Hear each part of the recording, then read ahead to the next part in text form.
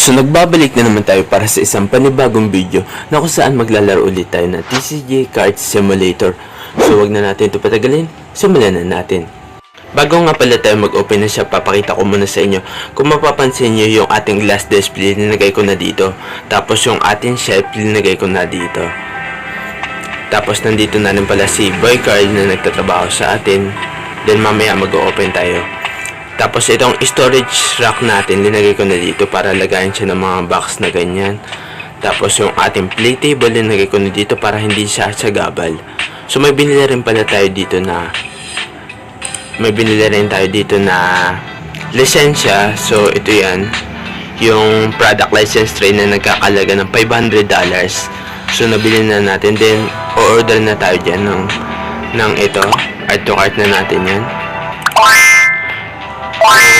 Open na natin ito para magsimula na sila magtinda. So ang plano ko dito, bibili ako ng shelf. So yan, bibilhin na natin yan. Kahit hintayin na lang natin umorder. Tapos kailangan natin limitahan yung ating pag-order kasi nga may pinapasao tayo. So ang bayad natin sa cashier $100, tapos sa restacker $150. So nandito na pala yung ating shelf na in-order. So lalagay lang natin siya dun sa loob para sa Rex na yung maglalagay dun. So maglalagay muna tayo dito. Eto yan, may naglalaro na pala. So lalagyan muna natin dito yung fire na in-order natin para si Rex na maglalagay niyan sa susunod. Bibili pa tayo ng ating mga produkto kasi naubusan na tayo dun sa ano natin. Baka naubusan na tayo. Ay, nakalimutan ko pala presyon to, guys. Wait lang. Presyon pala natin to, nakalimutan ko. So guys, siset ko lang yung mga price neto lahat kasi nga kailangan natin kumita na malaki. So yung pinaka-limitation niya, doon tayo i-stop kasi nag-inflation na tayo dito sa laro natin. Siyempre para kumita rin tayo na malaki kasi hindi tayo kikita dyan na malaki kapag mababa yung binigay natin. Tapos sa inyo nakuha natin card. Tapos ang mahal pala nito guys, bibenta na natin to siyempre kasi kailangan natin kumita. Nagkakalaga siya ng $5.15. So, bibenta natin yan ng 6.69. So, lalagyan natin dito yung ating mga card. Ayusin nyo yung trabaho nyo dyan, ha. Kasi papasahod ko kayo. Ikaw din, Rex, ha. Ayusin mo din yan, ha. Lagyan mo na yan, Rex, doon. Meron pa ba tayo dun mga Meron pa nga. So, kailangan natin bumili ng ating mga stocks. So ang sasahod din pala nila, 'di ba 100k sa cashier, tapos 150 sa restacker. So 250. So yung pera natin $517. Kaya ang gagawin natin ito, bilhin natin 'to. Ay, ito na lang para makamura tayo. Ay, sige, okay na yan. Text, pasok mo na 'to.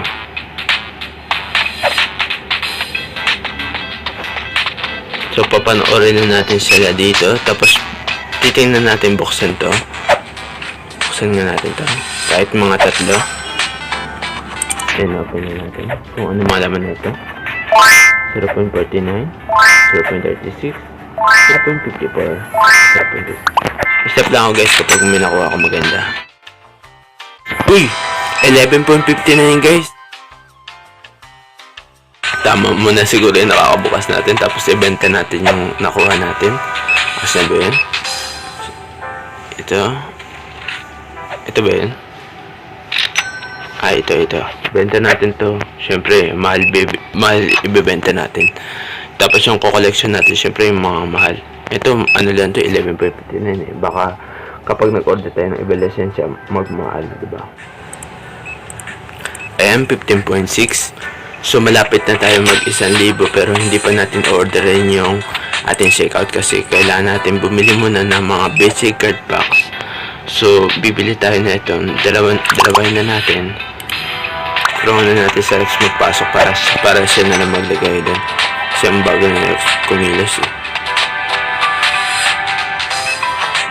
Itong basic card box. Open na natin to kasi hindi natin na-set up yung price nito. So, kinuha agad. Yan. Then, throw mo muna yan. Sige lang, set the price. Yan. Ang problema na natin guys, itong checkout table, hindi natin ma-adjust kasi ang plano ko dito siya ilagay. Pero kasi ang skip ng lugar natin eh. Then gusto ko ano siya eh, patagilid pala, patagilid pa ganito. Para dito ako, para bawas sa space. Kaso ano ko ma-adjust, ewan ko bakit.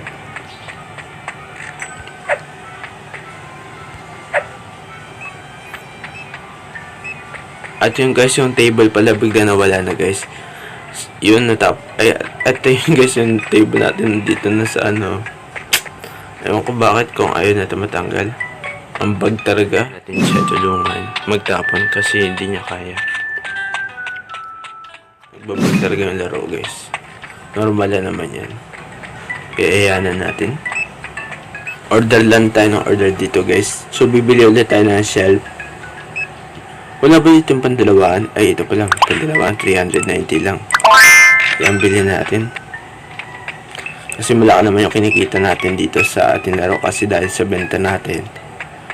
At ang daming bumibili sa ating shop. Kaya ako lang yan guys, bumili tayo. Tinan nyo guys, nabawi agad, 523. Then, ang plano ko guys, bibili rin ako dito ng workbench. Ito, na nagkakalaga ng 1,000. Then, mag-iipon ulit tayo. Pero hintay naman natin yung checkout table para matulungan natin si Carl na mag-checkout dito ng mga customer para malaki din yung kita natin. Yan guys, so ang dami nakapila. Patunay na malaki talaga kinikita natin sa larong ito. So bibili ulit tayo. Ay, wag mo na pala ito bumili guys, mag-ipon pala tayo. Ay nako, talaga Daniel. Bibili na naman no. Ay magtatrabaho na si Rex. Rex, pasok mo na yung Rex. Tignan natin magtrabaho kay si Rex.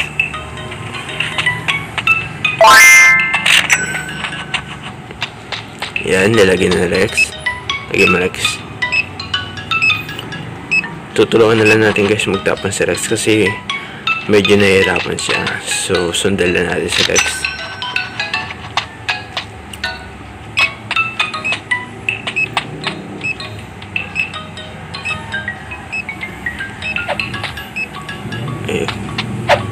Ako na yan, Rex. Kasi alam ko nahihirapan ka. At ayoko naman nahihirapin yung ating mga trabador dito. This is absurd, move your hand faster. Wait lang kasi kuya. Wait lang po kuya. Huwag ka na magalit. In-order ko pa nga yung ating checkout table eh. Kaya wait lang kuya. Ano, 8 seconds na. 7, 6, 5, 4, 3, 2, 1. Yan, dito na guys yung workbench natin. At guys, bakit tayo natin makuha? Can pick up to close to store wait. I-close muna natin. Sige, close muna natin.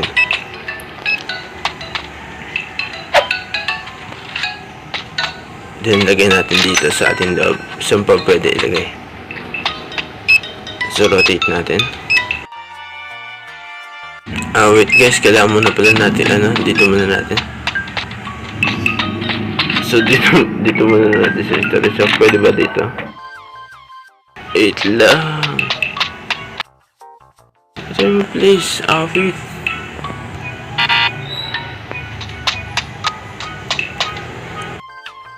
Ito, paano natin ito matatanggal? Restart muna natin guys. Wait, ayun natin kailangan pala natin palawakin. At yung guys, naayos na pala. Ayan na. So, open na natin. Kasi kailangan na natin palawakan yung atin. So kailangan natin dito mag-route. Then, bilhin na natin ito. Tapos, adjust lang natin ito. Hindi take. Wait talaga. Sige na nga, buksan na nga natin. Hindi ako guys nagpapasimple na lang talaga yung choice na pindot. Ayan, hard to pick up. So dito na lang natin siya guys. Then rotate natin. Ayusin natin guys. Ayan. Close nga muna tayo para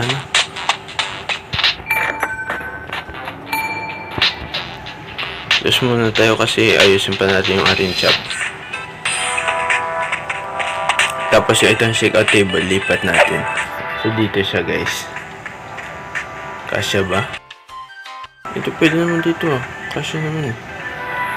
So, re-reset ulit natin yung laro natin po. Hindi ko alam guys kung nagbabag ba yung laro na to. Tinan nyo, ang luwag-luwag. Rotate natin, pwede naman yung rotate ng pa ganyan. Hindi ko alam guys kung bakit tayo nito malagay. Kailangan pa talaga i-restart.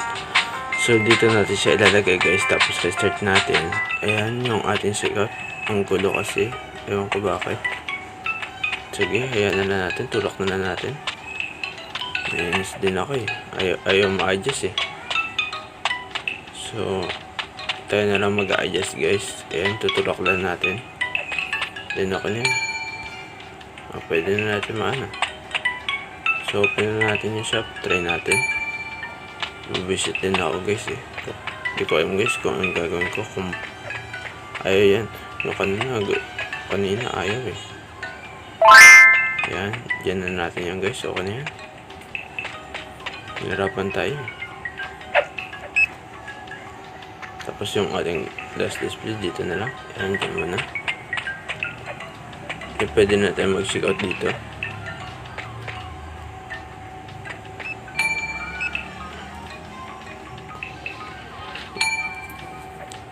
Hintayin natin mag-check out kung may mag-check out dito. Hindi ko lang alam.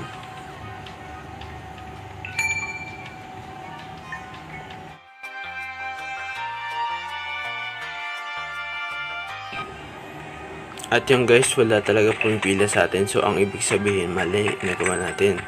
Kailangan pa natin guys, i-ano yung ating store. So, ang gagawin natin guys, i-place natin dito. Press ka muna dyan. Iyak ko muna. Kasi kapag ginawa ko yan guys, ayaw na matanggal sa kamay ko. Kaya tulak muna natin. Tapos lalagyan natin dito yung ating mga produkto. So, balak talaga na mag-expansion ulit tayo guys. Kasi ayun yung kailangan natin ng cashier natin. Hindi masyado siya malaki.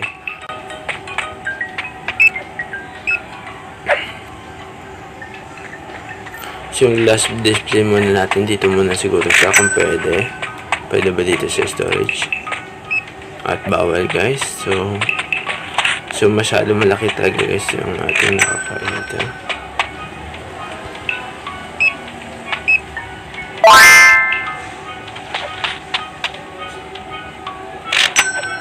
Nakabit guys na laro na to. Ayaw naman na ma-place. Kapag linagay mo siya dito guys, ayaw na guys, matanggal din sa kamay. At yun guys, na-restart ko na pala. So guys, hanggang dito muna yung ating video. So, i-delete ko na yung laro na to na TCG Card Simulator na pang Android, pang mobile. Kasi guys, yung nagbabag yung laro na to. So, ang plano ko, i-delete ko na rin yung Supermarket Simulator tapos itong TCG Card Simulator. Kasi ang plano ko guys, may bago kasi ako nakita guys ng laro na Supermarket Simulator din siya. Then maganda rin yung guys, maganda rin yung ano niya. Yung ano niya, hindi siya nagbago katulad nito. So yun lang guys, hanggang dito muna yung video. Maraming salamat sa panonood at sana nag-enjoy kayo. At pasensya na pala guys kung i-delete natin to kasi medyo naiinis ako guys sa laro kasi nagbabag siya. Then